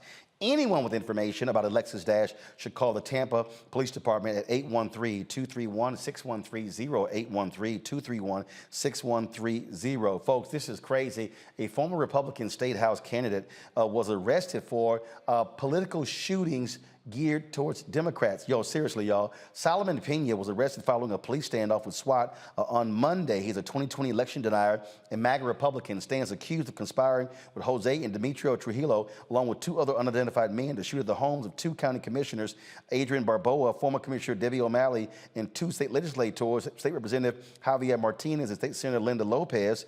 Pena is charged with 4 counts of shooting at a dwelling, shooting at or from a motor vehicle, and conspiracy to commit a shooting at a dwelling, and 1 count each of possession of a firearm by a felon, attempt to commit aggravated assault with a deadly weapon, and criminal solicitation. My man is seriously in some trouble. No one was injured in the shootings, but that is absolutely crazy. Let's go to Virginia, where a mother is suing the city of Richmond and the police officer facing involuntary manslaughter charges in the crash that killed her 19-year-old daughter. She's suing for more than $200 million. A grand jury indicted officer Richard D. Johnson on multiple charges, including 2 counts of involuntary manslaughter and reckless driving in the crash that killed Tracy A. Williams and Jeremiah Ruffin. Tiara Williams' federal lawsuit alleges Johnson was driving a police SUV without its sirens and traveling twice the speed limit when he went through a red light, striking the vehicle her daughter was in on April 7th of 2022. The lawsuit claims wrongful death and that Johnson deprived Tracy Williams of substantive due process rights under the 14th Amendment. The Richmond City's Attorney's Office filed a motion to dismiss the claims, arguing the city is protected from the wrongful death claim through sovereign immunity. The city also says the lawsuit does not identify the specific policy Johnson violated, policy that Johnson had violated by violating Williams' constitutional rights. Folks, in San Francisco, a city council committee has come up with what they say is a rightful number for Black residents to receive reparations. Their particular committee says that Black Americans who meet the qualifications should get $5 million each if they're eligible African-American resident of the city. The 15-member San Francisco Reparations Committee was established to determine if reparations were needed to create equity and the role that San Francisco may have played in upholding slavery. The committee concluded the reparations must be adequate, effective, and proportional to the gravity of the violations and the harm suffered, and that a lump sum payment would redress economic and opportunity losses that Black San Franciscans have endured. Now, the committee also proposes wiping out all debts associated with educational, personal, credit card, and payday loans for Black households. A separate task force created by California's legislature is also studying reparations. What do you make of that proposal, Mustafa? You know, my old boss, John Conyers, who introduced H.R. 40 back in 1989, reparations bill, I think that he would be proud of the work that they did before and the work that's happening in this moment. Having, you know, these smaller commissions that are actually really taking a deep dive into how do we actually help our communities to heal. So I'll be interested in seeing what comes out of this and if it becomes real for folks to actually be able to receive, you know, past payment for all the injustices that have happened there in San Francisco. Randy. Well, if you want to see people's reactions, read some of the comments on the articles. People are going to fight hard against it, as you well know. One thing is that people do not have an understanding of the history of the United States, which is why critical race theory is so incredibly important. They don't get it. I also just want to mention that, you know, members of the Holocaust that are still getting payments to this day, any surviving members, and Jews have been paid since 1945. Like $90 million have been paid out in reparations.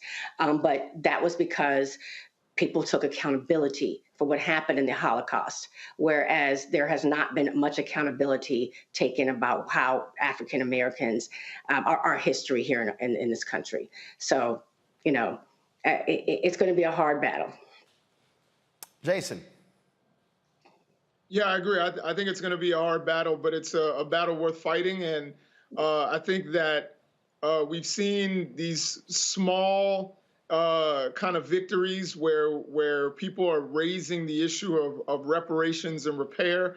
And I love the fact that they're talking not only about things that have happened in the past in terms of slavery and even with segregation, but also things like payday loans, which, you know, and other predatory financial practices where, you know, African Americans in particular are being preyed upon, and talking about how Black people are still being preyed upon and still need an opportunity to grow wealth.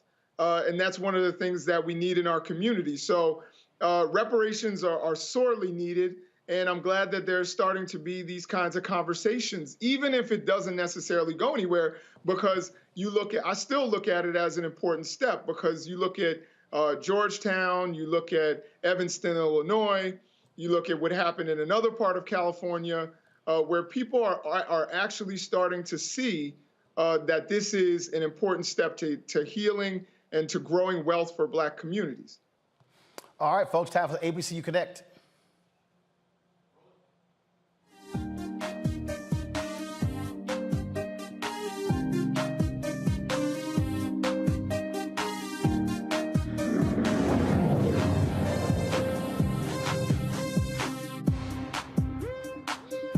Spike Lee has launched a new fellowship for HBCU students at the house. his alma mater, of course. Also is Morehouse, Spelman, Clark Atlanta, and Morris Brown. Morehouse graduate, of course, Spike Lee has partnered with the Gersh Academy, the Gersh Agency, to start the Spike Fellows program. Fellows selected in the Atlanta University Center Consortium gain access and exposure to opportunities in entertainment as recipients. They will get industry mentorship, a postgraduate internship, full-time employment at the agency. Stakeholders will select the fellows in the AUCC and members of the Gersh Agency's management. Spike said, "It is with great honor, privilege, and excitement that I announce the Spike Fellows in association with my partners, the Gersh Agency and the AUCC. From the jump and get-go, I knew when, not if, I opened a crack in the door, I was bringing as many black and brown folks with me in front and behind the camera." Now, folks, only students in the undergraduate programs at those institutions are eligible. Fisk University is planning to transform dorm rooms on its campus by using shipping containers. 24 blue and yellow dorms are planned to be ready for the fall 2023 semester and will house 98 students. Now, Fisk Executive Vice President John Fredrickson called the new dorms innovative, edgy, enterprising, and forward-thinking. It's also, in part, forged by necessity. We have rapid growth and relatively limited liquidity. Fisk University has broken ground on the traditional dorm, but won't be ready to house the influx of students they've received. Fisk only had about 620 students on campus. They saw record-breaking enrollment in 2022 with more than 400 incoming first-year students. What do you make of those containers as dorms? Wonder how that's going to go over, Randy. I think it's fantastic. I think it goes back to the story we just spoke about, where we have to be innovative and be open to change. And so I think it's great. Mustafa? Yeah, you know, that's a part of the whole recycling movement and sustainability, sustainable housing. So this is actually being utilized in a number of different places across the planet. And there are projections that this is some of the types of housing that will be created moving forward over the next 10 years. Jason. Yeah, I mean, I guess I echo what everyone else on the panel has said, and that is, you know, essentially, if there's a need for housing and you have a way to create it in a way that's equitable and sustainable and all those good things that we talk about, then I think that, you know, we should go ahead and do that. And that's what they've done, and I think it's great. Also, folks, Tennessee State University unveiled a significant initiative with what they're going to do with $250 million. Of course, remember, we've been talking about the funding crisis there at Tennessee State in terms of what they are owed. A state committee there said that that they really were owed about $577 million, but they, of course, were only allocated that 250, and so a significant part of that is going to deal with, of course, infrastructure. That's one of the things that they're dealing with there. This is a story that, let's see if I can pull it up right here for you, folks, that one of the local media outlets used. Now, it's not going to be to add on housing, but again, they announced on Monday that the $250 million in state funding, go to my iPad, please, it's going to be used for major infrastructure projects there, and again, but not dealing with the issue of housing. And so that's what's going on. It's the single largest one-time investment. This is from State Representative Harold Love Jr. of Nashville. Said this is the single largest one-time investment in an HBCU in the country. And so that's the announcement there. But still, that's $250 million. They're owed $577 million. So we should still be fighting for the additional money. And that's, again, Randy, in my King Day speech in Wichita, I said, if you ain't having a money conversation, you're not having an American conversation. That's right. And they definitely need to fight for that money and not settle, not just say, well, at least we have this. That goes back to my statement about being married to the struggle. They need to get the money owed. Indeed, indeed. So, folks, let's get the rest of that money for Tennessee State. All right, y'all, when we come back, new you in 2023, food choices you make, how that is going to impact your diet, your lifestyle, and also longevity of your life. We'll talk with Dr. Rowe next on Roland Martin Unfiltered, right here on the Black Star Network.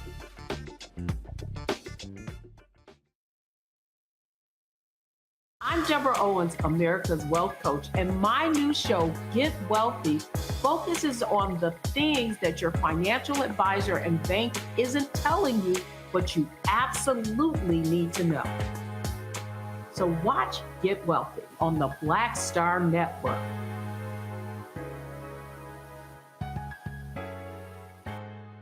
Pull up a chair, take your seat. The Black Tape with me, Dr. Greg Carr, here on the Black Star Network. Every week, we'll take a deeper dive into the world we're living in. Join the conversation only on the Black Star Network. Black Star Network is here. Oh, no punch! I'm real revolutionary right now. Thank you for being the voice of Black America. All momentum we have now, we have to keep this going. The video looks phenomenal. See, this difference between Black Star Network and Black-owned media and something like CNN. You can't be Black-owned media and be scared. It's time to be smart. Bring your eyeballs home. You dig?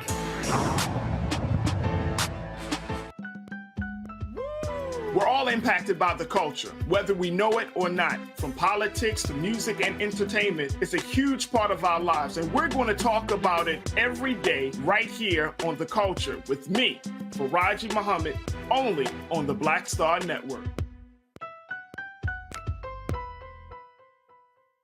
Hello, everyone. It's Kiara Sheard. Hey, I'm Taj. I'm Coco. And I'm Lily. And we're SWV. What's up, y'all? It's Ryan Destiny, and you're watching Roland Martin Unfiltered.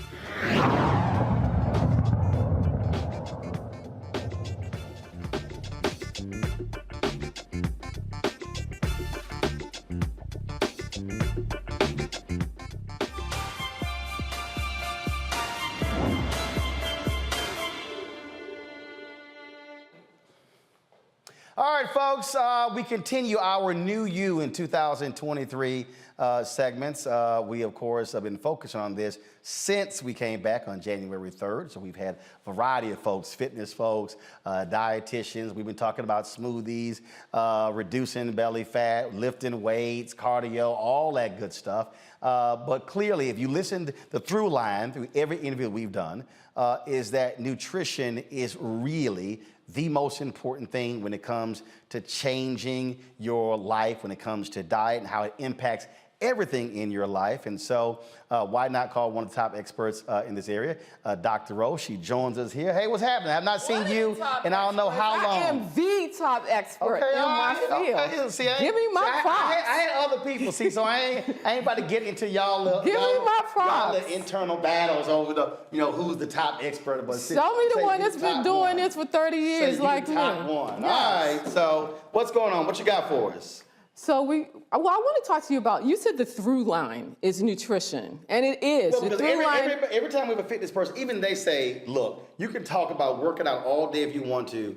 It's 80-20, 90-10. I've been telling you that for years, right? So 80% food, 20% fitness, really. And the reality is in this society, the focus is really 20 on food and 80% on fitness. That's the reality for a lot of people, right? But we want to change that. So what are some of the things that you want to put on your plate? What are some of the things that you want to do, that you want to put in your body for your best health? First, you got to have an array of fresh vegetables and fruit. Right. And if they're not fresh, get them frozen. You get the same nutrition. And sometimes you get a much bigger bang for the buck. All right, so you will. So you want to get that. You do want snacks. No, hold on. First of all, before we move to the snacks, because let's deal with the fruit. Because see, I love all these Instagram, Twitter, YouTube diet experts. Yeah. Because you're gonna have people who say, "Oh, Doc, it's too much sugar in the grapes," and then I see some people, "No, you can't have too much watermelon." And the banana, no, it's the sugar in the watermelon. Oh, the limit is I'm like, you know what? First of all, that's why I cuss people out, and they get mad. They like, Roland, you should be cussing people out. But seriously, they make it sound like, hell, you're going to be eating grapes 24 hours a day. Exactly. And they're throwing out the baby with the bathwater. Okay, so that's not what we want to do. First of all, the fiber in these fruits and the vitamins and minerals in these fruits, you can't throw that out. right? So the fiber in the fruit helps to slow down the sugar that would go into the blood and raise your insulin level, right? But that's not what's happening when we talk about fruit, as opposed to added sugar in a cookie, a piece of cake, and soda, that kind of thing. So whole different story. It's a totally different story. And also, it's different fruits. It's not like you're eating grapes, grapes. You want a variety of fruit. You want a variety of foods, because there's no one food that can make you healthy or that will help you to lose weight. Whatever your goal is, there's no one food that will do that.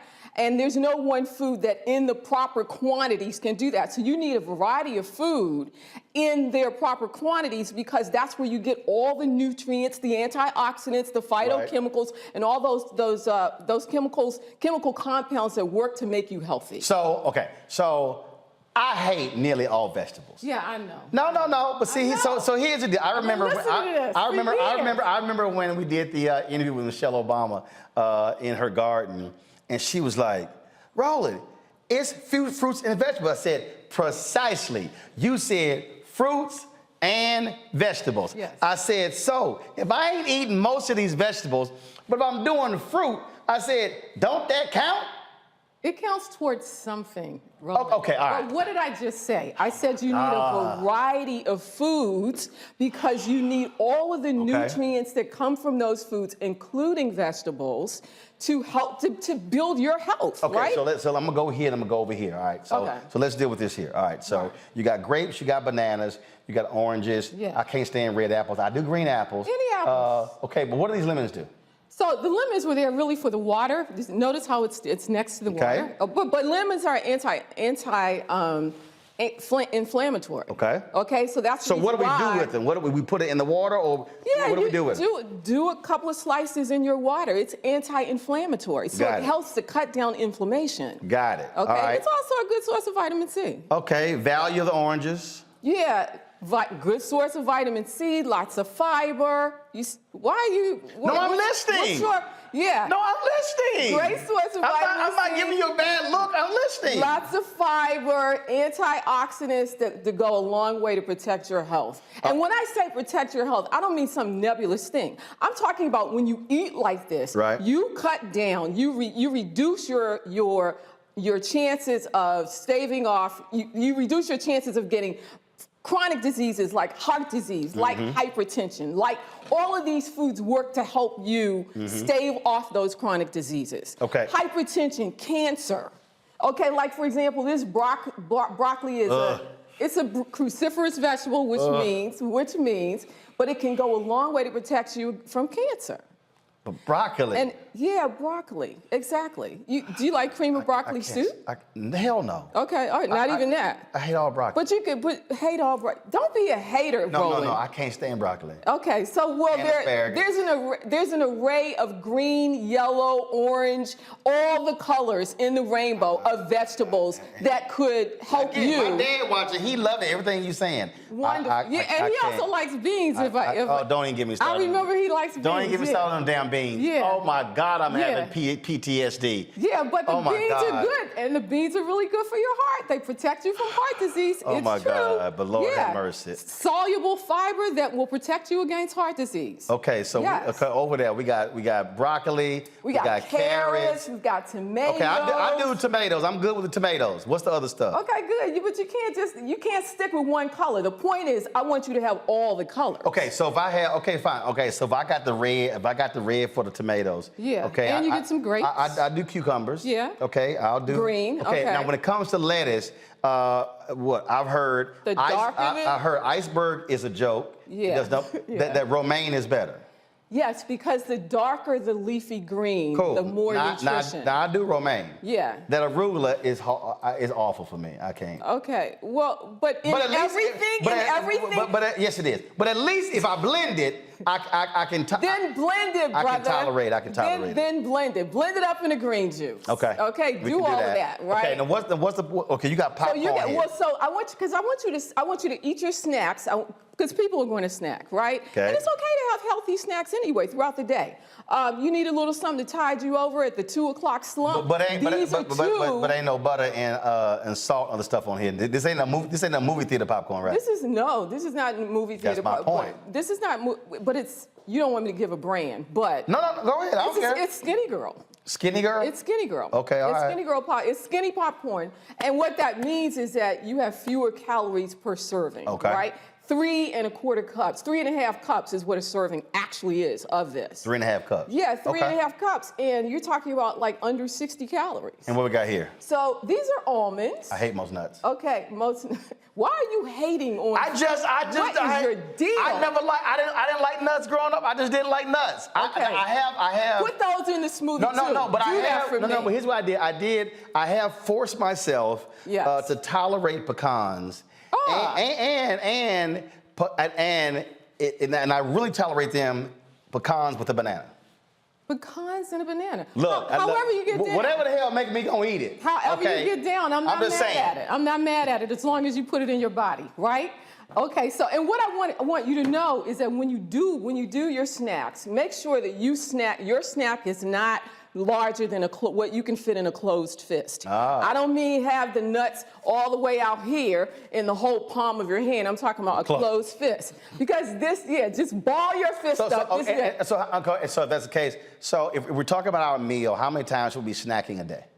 Okay, so when we say what is it? Maybe twice. Okay. Okay, so because you might have something between your morning meal and your afternoon meal. Okay. And then you might require another one. Okay. Your body might require one, or you might choose to have another snack between your afternoon and your evening meal. What my dad texted me, talking about quit giving Ro a hard time. Thank you. Thank you, Mr. Martin. Yes, because you always do this. But I do. Yeah, two. But okay, the reason I do, I'm just being honest, but there are a lot of people, okay, who are like that. So again, if you're offering substitutes, like so, for instance, I ain't a fan. Like when I have a meal plan, so Terry Starks is like, okay, do a sweet potato. I'm like, Terry, I ain't no damn potato. The sweet potato is good, though. First of all, it helps to hydrate your body. Yeah, but I like yams. I don't like the sweet potato. But the sweet potato has a lot of antioxidants to protect you against cancer again. Sweet potato also is high in fiber, so it helps you to stop. It will help you not to eat as much. Does that make sense? But the grapes are high in fiber, right? Yeah, but grapes have more sugar than sweet potato. So we're talking about... Okay, is a green apple high in fiber? Yes, it is. Cool. Apples are high in fiber, and they have a substance. And the substance is called. So I can do the green apple instead of sweet potato. Not instead of a sweet potato. It's not the same. No, sweet potatoes have other vitamins. Vitamin A. They're rich in vitamin A, so they're rich in antioxidants. What do you need vitamin A for? To protect you against cancer. Okay, what else? Okay. That's your answer to every food item. Is that not a win? Is that not a win? That's your answer to every food item. Is that not a win? All right, hold on 1 second. I got to go. We said before, in the show? All right, so here's what we're going to do. All right, here's what we're going to do. So I'm going to do this here. We're going to end the show. How much time I got? I got 3 minutes to the end of the show, so we're gonna continue, and then we're gonna tape one segment. I'm gonna run it tomorrow, and I'm gonna have each one of the panelists ask questions. Okay, so Doc, let's come back. Just letting y'all know right in the control room. All right, so let's come back. All right, so your deal is you need fruits and vegetables. Yes, you do. Okay, all right. You want a variety of foods. You want fruits. You want vegetables. You want lean meat. You want to eat lean and you want to eat clean. Okay, so look, when we say lean meat, okay, so when I'm in the grocery store and it says, this is... Not ribs, okay? Now, we're not talking... I wasn't about to mention ribs. Well, okay, Texas. I'm talking about like when but I ain't got a problem with ribs now. I'm through Texas. But if you eat ribs like, once every 6 months. Okay, all right. Right, that's my point. It ain't like you eating ribs like once a month. But a lot of people eat them once a week. I know, but I'm saying, like, for instance, I don't eat a lot of steak. So I'm talking about, it may not even be twice a year. The last time we talked, I told you to limit your red meat to 4 ounces, which is a serving, no more than 4 ounces in a week. So like, oh, no, I don't. So if you're having it occasionally, that is the goal. No, most of typically for me, it's chicken, it's fish. It might be ground turkey, might be ground beef, not a lot, but again, it's rare. All right, so let me do this here, folks. How can folks reach you? GetDrRowe.com. DrRowe.com. What's your new book? GetDrRowe.com. That's the domain. GetDrRowe.com. Okay, GetDrRowe.com. Go there, get my book, So not everythingrowe.com. GetDrRowe.com. GetDrRowe.com. Y'all go to the website, get more information. So here's what we're going to do. We're going to end the show right now. We're going to shoot an additional segment with Dr. Rowe, and we're going to air on tomorrow's show because my panel looks real hungry. And we know skinny-ass Jason, he got some questions. You need to bulk him up. He's like 180 pounds. Jason bony as hell. Don't hate on Jason. No, but Jason bony as hell. And so he need to bulk the hell up. So I might have a question for Jason, how to bulk his ass up. All right, y'all. I'm going to see y'all tomorrow right here in Roland Martin Unfiltered. Yeah, I told y'all United just destroyed my suitcase. I was going to rock this at yesterday's speech in Wichita and honored Dr. King. Of course, I have not worn an ascot in a while. A bunch of y'all been saying. So this is the first time I've even worn an ascot on the show. So I went ahead and did it. Yeah, United is paying for a new bag and paying for some other stuff after they destroyed my suitcase. And so that's why I'm rocking. So I might rock one tomorrow. I'm going to see y'all tomorrow right here in Roland Martin Unfiltered on the Black Star Network. Howard!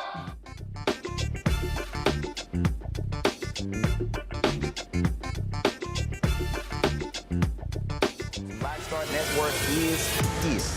Hold no punches. I'm real revolutionary right now. Support this man, Black Media. He makes sure that our stories are told. Thank you for being the voice of Black America, Roland. Stay black. I love y'all. All momentum we have now, we have to keep this going. The video looks phenomenal. See, there's a difference between Black Star Network and Black-owned media and something like CNN. You can't be Black-owned media and be scared. It's time to be smart. Bring your eyeballs home. You dig? Pull up a chair, take your seat. The Black Tape with me, Dr. Greg Carr, here on the Black Star Network. Every week, we'll take a deeper dive into the world we're living in. Join the conversation only on the Black Star Network. Hi, I'm Dr. Jackie Hood Martin, and I have a question for you. Ever feel as if your life is teetering and the weight and pressure of the world is consistently on your shoulders? Well, let me tell you, living a balanced life isn't easy. Join me each Tuesday on Black Star Network for a Balanced Life with Dr. Jackie. We're all impacted by the culture, whether we know it or not. From politics to music and entertainment, it's a huge part of our lives, and we're going to talk about it every day right here on The Culture with me, Faraji Muhammad, only on the Black Star Network. I'm Deborah Owens, America's Wealth Coach, and my new show, Get Wealthy, focuses on the things that your financial advisor and bank isn't telling you, but you absolutely need to know. So watch Get Wealthy on the Black Star Network.